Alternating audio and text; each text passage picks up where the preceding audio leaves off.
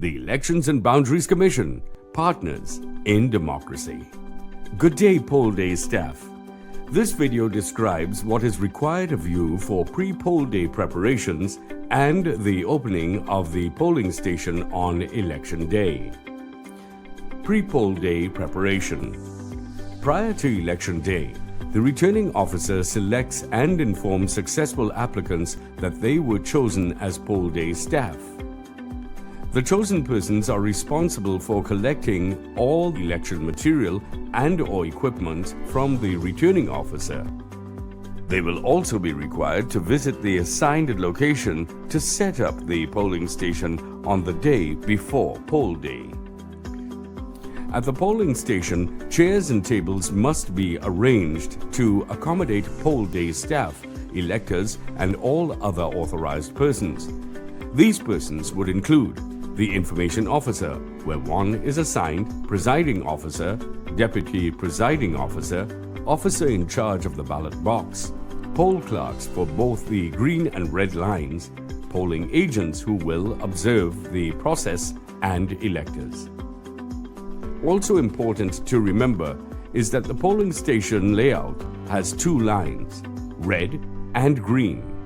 On election day, for the opening of the poll, the polling staff has an important role to play.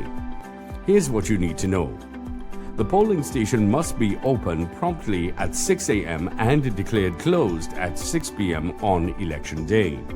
Staff is to arrive at the polling station at least 2 hours before opening time. That means everyone must be on site by 4 a.m. at the latest to complete the following actions.